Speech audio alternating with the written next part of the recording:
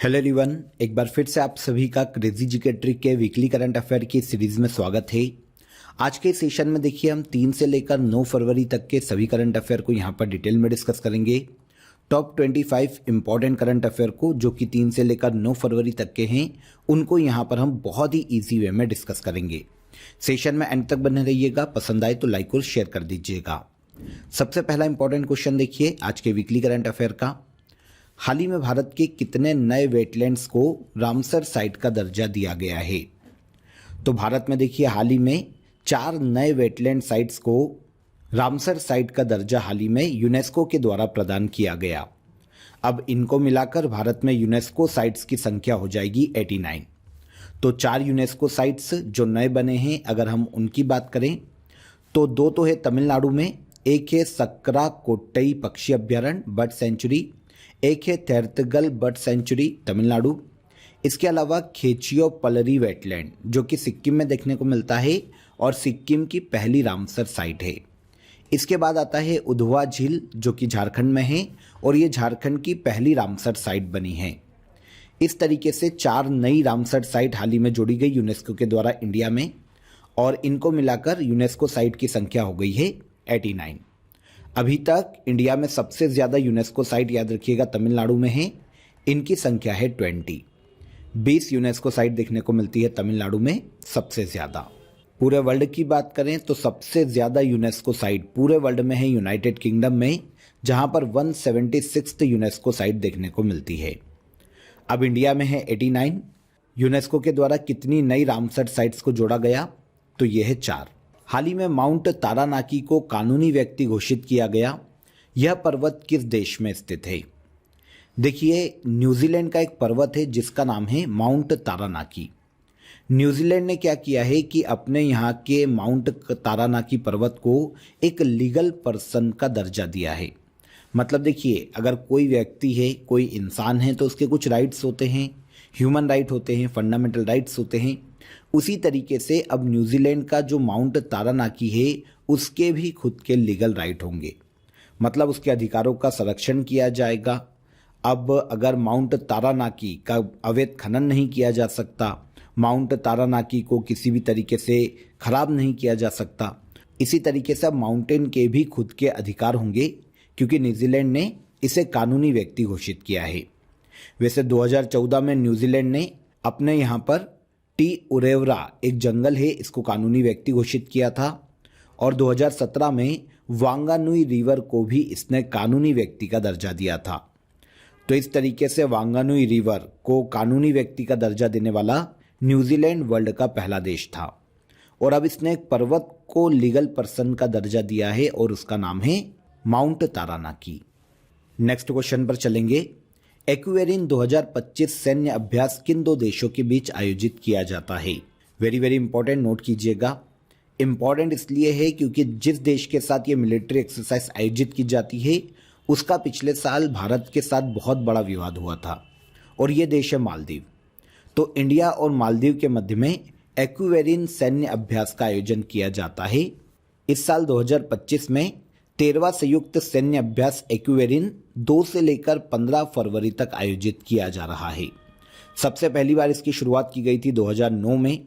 12वां addition 2023 में उत्तराखंड के चौबटिया में आयोजित किया गया था, और अब 13वां एडिशन है 2025 में, यह आयोजित किया जा रहा है मालदीव्स में।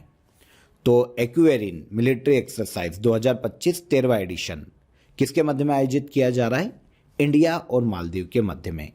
दोनों देशों के मध्य में सैन्य क्षमता के मध्य में सहयोग स्थापित करना, पीस स्थापित करना, इस मिलिट्री एक्सरसाइज को आयोजित करने का मुख्य उद्देश्य है। एक्वेरिन इंडिया और मालदीव के मध्य में मिलिट्री एक्सरसाइज है। हाल ही में किस लेखक को डोंगरी भाषा में साहित्य अकादमी पुरस्कार 2024 से सम्मानित किया गया?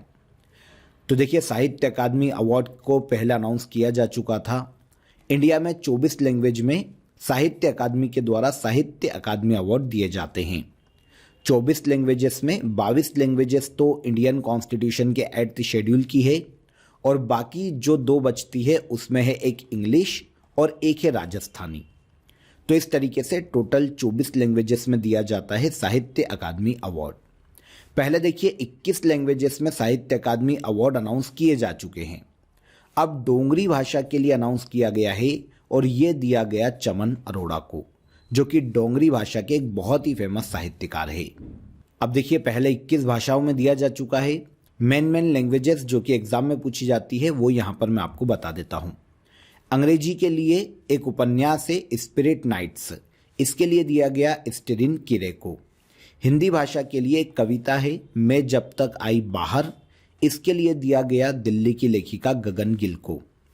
मुकुट मणिराज को राजस्थानी भाषा के लिए दिया गया साहित्य अकादमी पुरस्कार उनकी कविता गाँव और अम्मा के लिए। और संस्कृत के लिए ये दिया गया दीपक कुमार शर्मा को भास्कर चरित्रम कविता के लिए। तो ये अदर इम्पॉर्टेंट लैंग्वेजेस है जिसके लिए साहित्य अकादमी अवार्ड दिया गया। अभी डोंगरी भाषा के लिए अनाउंस किया गया है और ये किसे दिया गया? डोंगरी के साहित्यकार चमन अरोड़ा को। इनकी डोंगरी की पुस्तक एक होर अश्वत्थामा, इसके लिए इन्हें साहित्य अकादमी अवार्ड दिया गया है। देखिए साहित्य अकादमी अवार्ड जैसा कि मैंने आपको बताया कि साहित्य अकादमी के द्वारा दिया जाता है। 1955 में इसकी शुरुआत की गई थी और ये 24 अलग अलग लैंग्वेजेस में दिया जाता है। अब आ जाइए फ्रेंड्स, आपको आज का ऑफर ऑफ द डे बता देता हूँ। आप सभी के लिए करंट अफेयर 1000 MCQs यहाँ पर अवेलेबल है, जहाँ पर 2024 और 2025 के सभी करंट अफेयर विथ डिटेल आपको देखने को मिलेंगे MCQs फॉर्मेट में। टॉपिक वाइज आपको सभी करंट अफेयर दिए गए हैं। काफ़ी नॉमिनल चार्जेस 24 रुपीज़ में ये आपको अवेलेबल है। डिस्क्रिप्शन में मैंने आपको इसकी लिंक दे दी है, वहाँ पर जाकर आप इसे ईजिली अवेल कर सकते हैं। आई होप आपको ऑफर अच्छा लगा होगा। नेक्स्ट क्वेश्चन पर चलिए। अंतरिक्ष में सबसे अधिक समय तक स्पेस वॉक करने का महिलाओं में नया रिकॉर्ड किसके नाम है? अंतरिक्ष में सबसे लंबे समय तक स्पेस वॉक करने का महिलाओं का नया रिकॉर्ड अब हो गया है सुनीता विलियम्स के नाम। देखिए भारतीय मूल की एक अमेरिकी एस्ट्रोनॉट है सुनीता विलियम्स। इन्होंने हाल ही में 62 घंटे 6 मिनट कुल स्पेस में वॉक करके एक नया रिकॉर्ड बनाया है महिलाओं में। पहले यह जो रिकॉर्ड है नासा की ही पूर्व एस्ट्रोनॉट पेगी विटसन के नाम था। पहले यह जो रिकॉर्ड है नासा की ही पूर्व एस्ट्रोनॉट पेगी वाइटसन के नाम था। उन्होंने 60 घंटे 21 मिनट तक स्पेस में वॉक किया था। अब सुनीता विलियम्स ने स्पेस में वॉक किया है 62 घंटे 6 मिनट तक। देखिए स्पेस वॉक का मतलब होता है अपने स्पेस यान से बाहर निकलना और कोई भी काम करना या फिर स्पेस में घूमना। तो इस तरीके से नया रिकॉर्ड आ गया है सुनीता विलियम्स के नाम। देखिए आपको पता होना चाहिए कि सुनीता विलियम्स और बुच विल्मोर ये जून 2024 में नासा के ही बोइंग स्टार लाइनर विमान के माध्यम से इंटरनेशनल स्पेस स्टेशन पहुंचे थे और फिर उस विमान में खराबी आ गई, स्पेसक्राफ्ट में खराबी आ गई, जिसके कारण ये तब से स्पेस में ही फंसे हुए हैं।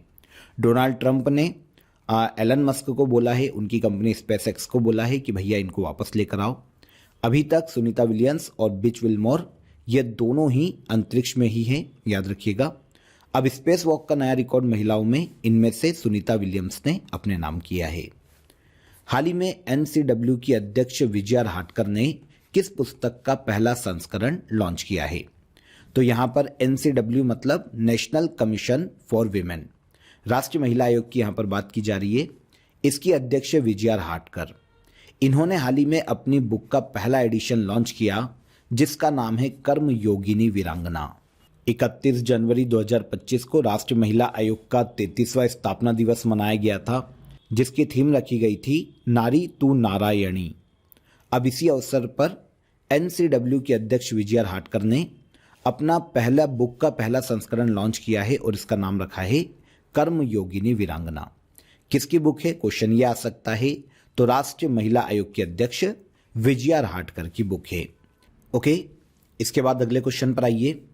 हाल ही में BCCI ने पॉली उमरीगर अवार्ड किस खिलाड़ी को दिया है? देखिए BCCI ने 1 फरवरी को नमन अवार्ड 2025 का आयोजन मुंबई में किया है। नमन अवार्ड BCCI के द्वारा सभी कैटेगरी में दिए जाते हैं, अलग अलग कैटेगरी में, जैसे T20, test cricket, one day cricket. इसमें जो परफॉर्मर होते हैं, बेस्ट परफॉर्मर, हर साल उनको नमन अवार्ड में अलग अलग अवार्ड दिए जाते हैं।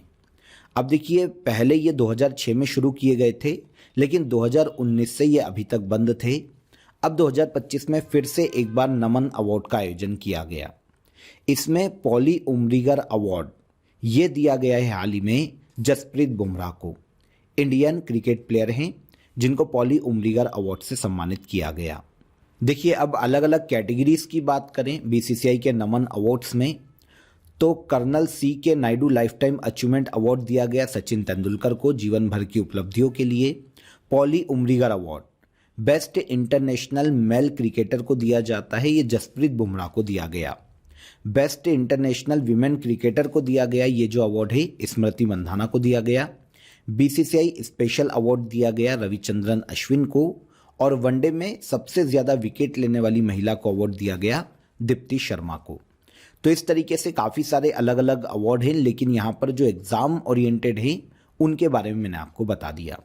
पॉली उमरीगर अवार्ड से हमारा क्वेश्चन है, तो ये किसे दिया गया? जसप्रीत बुमराह को। हाल ही में आईसीसी महिला अंडर 19 T20 वर्ल्ड कप 2025 का खिताब किस देश ने जीता है? आईसीसी महिला अंडर 19 T20 वर्ल्ड कप 2025 का खिताब जीता इस बार इंडिया ने। 2023 में ही आईसीसी के द्वारा अंडर 19 T20 वर्ल्ड कप की शुरुआत की गई थी और पहला एडिशन भी इंडिया ने ही अपने नाम किया था। अभी यहाँ पर हम 2025 की बात करते हैं, तो women's under 19 T20 world cup 2025 16 टीमों ने पार्टिसिपेट किया था।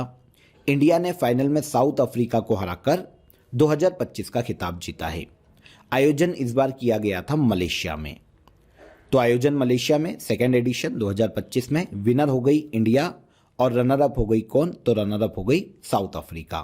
पहला एडिशन 2023 में साउथ अफ्रीका में आयोजित किया गया था। उस वक्त विनर इंडिया थी और रनर अप थी इंग्लैंड। अब 2027 में जो तीसरा एडिशन है वह आयोजित किया जाएगा बांग्लादेश और नेपाल में संयुक्त रूप से। अभी 2025 का दूसरा addition under 19 T20 world cup महिलाओं का किसने जीता? इंडिया। फाइनल में किसको हराया? दक्षिण अफ्रीका। हाल ही में टाटा स्टील चेस मास्टर्स 2025 का खिताब किसने जीता है? टाटा स्टील चेस मास्टर्स 2025 इसका खिताब भारत के आर प्रज्ञानंद ने अपने नाम किया और इन्होंने फाइनल में डी गुकेश को हराकर यह खिताब जीता है। अब यहां पर देखिए, डी गुकेश ने लास्ट ईयर ही वर्ल्ड चेस चैंपियनशिप का खिताब जीता था। अब डी गुकेश को यहां पर फाइनल में हराया है आर प्रज्ञानंद ने टाटा स्टील चेस मास्टर्स 2025 में।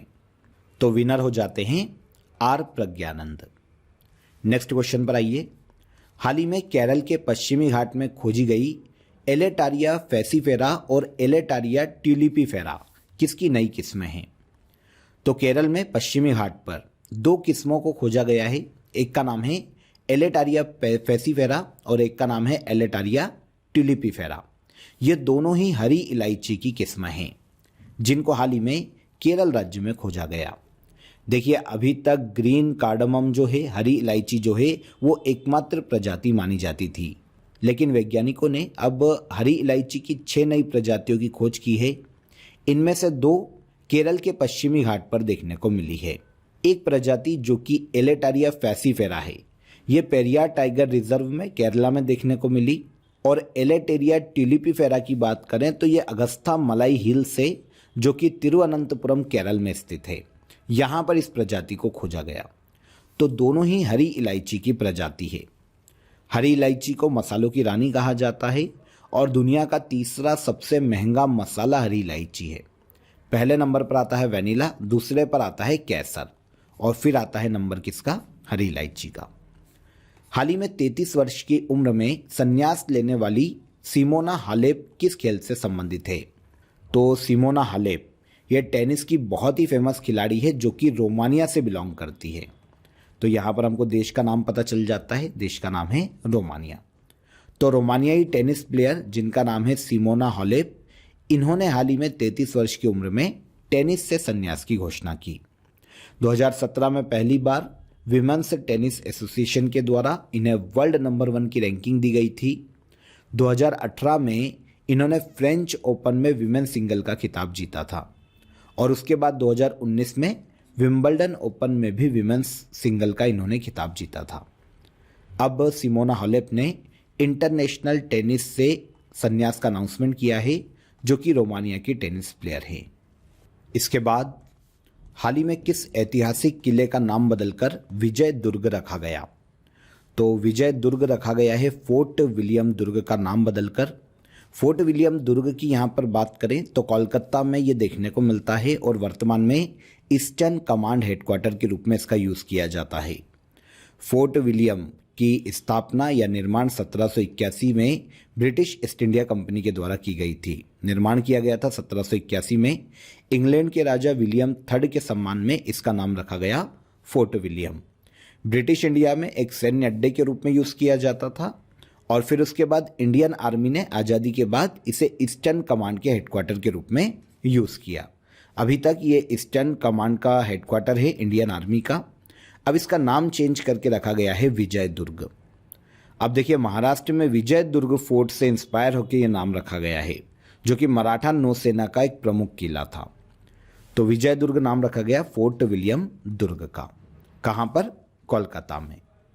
हाल ही में WHO ने पहली बार इबोला वैक्सीन का ट्रायल किस देश में शुरू किया है? WHO ने पहली बार इबोला वैक्सीन का ट्रायल शुरू किया है युगांडा में। एक अफ्रीकी देश है जिसकी कैपिटल है कंपाला। देखिए इबोला वायरस की बात करें तो बहुत ही भयानक वायरस है, इवन कोविड से ज़्यादा खतरनाक है, क्योंकि 2012-13 में जब अफ्रीकी देश में इसके मामले बढ़े थे तो 50% चांसेस मृत्यु के थे, मतलब 50% तक मृत्यु दर दर्ज की गई थी इबोला वायरस के कारण। यह सबसे पहली बार 1976 में देखने को मिला था डेमोक्रेटिक रिपब्लिक ऑफ कांगो में। अफ्रीकी देश है कांगो। कांगो में इबोला रिवर बहती है, उसके किनारे पहली बार मिला था तो इसका नाम पड़ा इबोला वायरस। अब इसकी वैक्सीन का ट्रायल शुरू करा है WHO ने युगांडा में। नेक्स्ट, हाल ही में बजट 2025-26 में कौन सी नई योजना लॉन्च की गई? तो निर्मला सीतारमण जी, जो कि भारत की फाइनेंस मिनिस्टर है, इन्होंने 2025-26 का हाल ही में बजट अनाउंस किया था, जिसमें प्रधानमंत्री धन धान्य कृषि योजना को अनाउंस किया। अभी देखिए पूरी डिटेल साझा नहीं की गई है, लेकिन केवल इतना बताया गया है कि कृषि उत्पादकता को बढ़ावा देने के लिए 100 कृषि जिलों में इस योजना को लॉन्च किया जाएगा और 1.7 करोड़ किसानों को इसका लाभ मिलेगा। यह है प्रधानमंत्री धन धान्य कृषि योजना। देखिए यहाँ पर बजट की बात कर लेते हैं कैजुअली, जो कि 2025-26 के लिए लॉन्च किया गया है। तो बजट का टोटल साइज 50,65,000 करोड़ रुपए का है, जिसमें total receipts 34.96 lakh crore rupees होगी। इसमें बोरोइंग को छोड़ा गया है। ठीक है, राजकोषीय घाटा या फिस्कल डेफिसिट की बात करें तो ये GDP का 4.4% रखने का टारगेट रखा गया है।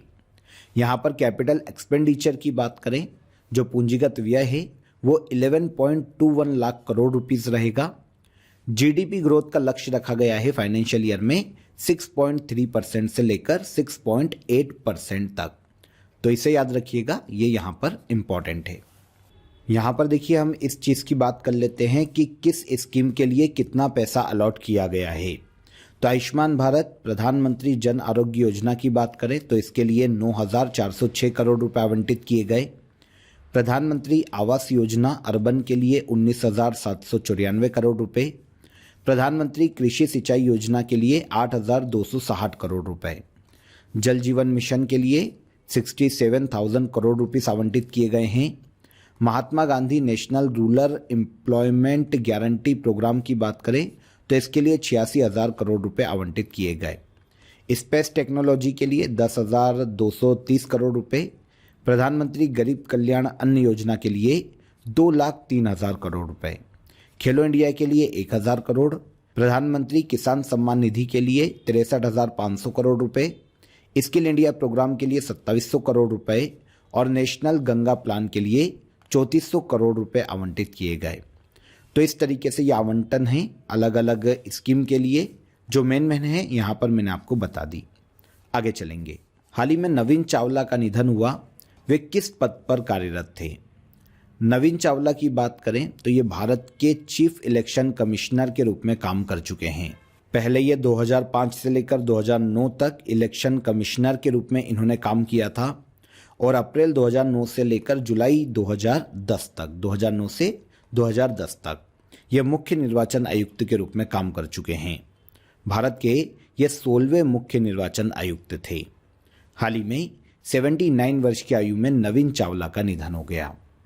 हाल ही में अमेरिका के लॉस एंजलिस में 67th एनुअल ग्रैमी अवार्ड का आयोजन किया गया था फरवरी 2025 में। आपको पता है संगीत के लिए दिया जाने वाला पुरस्कार है ग्रैमी अवार्ड। हाल ही में इंडियन अमेरिकन एक बहुत ही फेमस एंटरप्रेन्योर और गायिका हैं चंद्रिका टंडन। इनको बेस्ट न्यू एज एम्बिएंट और चांट एल्बम कैटेगरी में ग्रैमी अवार्ड दिया गया। इनकी एल्बम का नाम है त्रिवेणी। तो त्रिवेणी के लिए गायिका चंद्रिका टंडन को ग्रैमी अवार्ड प्रदान किया गया। इसके अलावा अदर इम्पॉर्टेंट ग्रैमी अवार्ड में album of the year Beyonce को दिया गया कॉबॉय कार्टर के लिए, और रिकॉर्ड ऑफ द ईयर की बात करें तो केंड्रिक लमर नॉट लाइक अस, और सॉन्ग ऑफ द ईयर के लिए भी केंड्रिक लमर को ही दिया गया है Grammy award not like us के लिए। तो ये 3 अदर पूछे जा सकते हैं और इंडियन मूल की है चंद्रिका टंडन, तो इनको भी याद रखिएगा। ग्रैमी अवार्ड दिया गया इनकी एल्बम त्रिवेणी के लिए। आगे, हाल ही में 3 फरवरी 2025 को बेल्जियम के नए प्रधानमंत्री कौन बने हैं? तो बेल्जियम जो कि एक यूरोपीय देश है, इसके हाल ही में नए पीएम के रूप में अपॉइंट किया गया बार्ट डी वेवर को। New Flemish alliance NVA party के सदस्य हैं बार्ट डी वेवर, जो कि यूरोपीय देश बेल्जियम के प्रधानमंत्री के रूप में अपॉइंट किए गए। बेल्जियम की राजधानी ब्रुसेल्स से, इसे भी याद रखिएगा। नए पीएम कौन? Bart De Wever. हाल ही में भारत का पहला व्हाइट टाइगर ब्रीडिंग सेंटर किस राज्य में मंजूर किया गया है? तो भारत का पहला व्हाइट टाइगर ब्रीडिंग सेंटर ये मंजूर किया गया है मध्य प्रदेश राज्य में। सेंट्रल जू अथॉरिटी ने इंडिया के पहले व्हाइट टाइगर ब्रीडिंग सेंटर को मध्य प्रदेश के रीवा में स्थापित करने की मंजूरी दी है। देखिए, यहाँ पर एक बहुत ही इंटरेस्टिंग फैक्ट मैं आपको बताता हूँ इतिहास से। पूरे वर्ल्ड में जो पहला व्हाइट टाइगर मिला था ना, वो मध्य प्रदेश के रीवा में ही मिला था। मध्य प्रदेश के रीवा में 1951 में गोविंदगढ़ एक एरिया है, वहाँ पर महाराजा मार्तंड सिंह जूदेव जब शिकार पर गए थे तो उनको पहला व्हाइट टाइगर दिखा था और इसका उस वक्त नाम रखा गया था मोहन।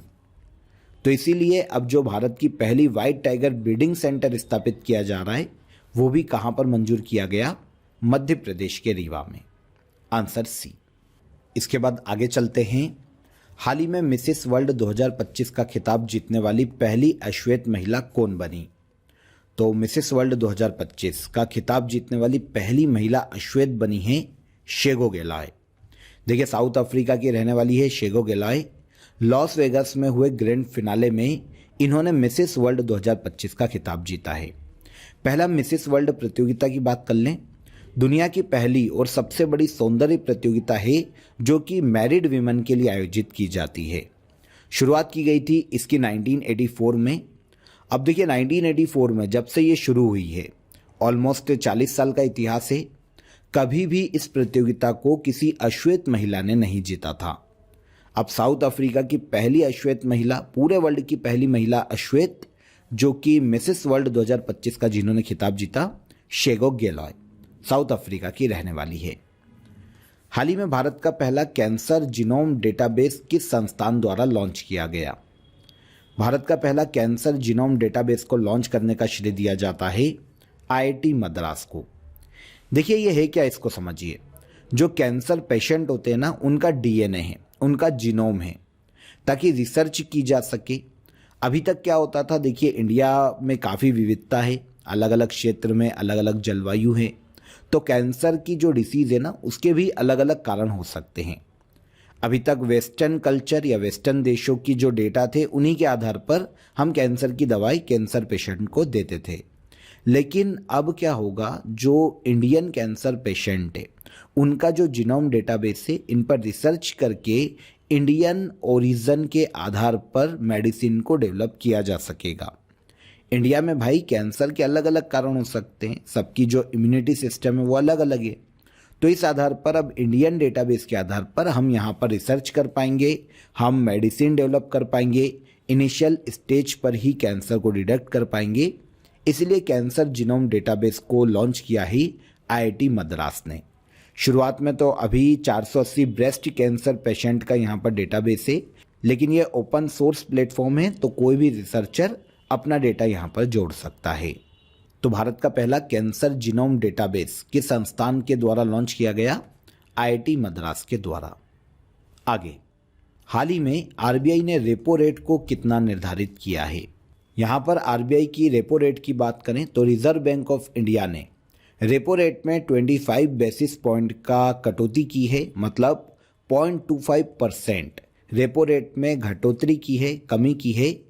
और पहले जो रेपो रेट थी वो अभी तक 5 साल से एक जैसी थी 6.50%, जिसे अब घटाकर किया गया है 6.25%। तो वर्तमान में आरबीआई ने नई रेपो रेट कितनी निर्धारित की? 6.25%। रेपो रेट जानते क्या होता है? वो रेट जिस पर आरबीआई कमर्शियल बैंक्स को शॉर्ट टर्म लोन्स प्रोवाइड करता है। तो रेपो रेट जो कि 5 साल से 6.5% थी, अब उसे घटाकर 6.25% किया गया है। हाल ही में जारी रिपोर्ट के अनुसार भारत की विश्व मोबाइल निर्माण में रैंक क्या है? तो देखिए, हाल ही में ministry of electronics and IT ने एक रिपोर्ट जारी की है और इस रिपोर्ट के अनुसार दुनिया का दूसरा सबसे बड़ा मोबाइल मैन्युफैक्चरर देश बन गया है इंडिया। तो इंडिया की रैंक हो जाती है सेकेंड। फर्स्ट रैंक पर वर्तमान में चाइना का स्थान आता है मोबाइल मैन्युफैक्चरिंग के मामले में। दूसरे पर है इंडिया और तीसरे पर रखा गया है वियतनाम को। भारत में बेचे जाने वाले 99.2% मोबाइल अभी देश में बन रहे, मतलब जो हम इंपोर्ट पर पहले निर्भर थे वो अब पूरी तरीके से खत्म हो गया है और जितने हमको मोबाइल चाहिए वो अब इंडिया में ही लगभग पूरे बनाए जा रहे हैं। तो विश्व मोबाइल निर्माण में भारत की रैंक है वर्तमान में सेकेंड। फर्स्ट पर है चाइना और थर्ड पर है वियतनाम। आगे आइए, हाल ही में ministry of new and renewable energy द्वारा जारी डेटा के अनुसार भारत ने कितनी सोलर एनर्जी कैपेसिटी हासिल कर ली है? तो ministry of new and renewable energy ने हाल ही में एक डेटा जारी किया और इस डेटा के अनुसार वर्तमान में भारत की सोलर एनर्जी कैपेसिटी की बात करें तो ये 100 गीगावाट पहुंच गई है।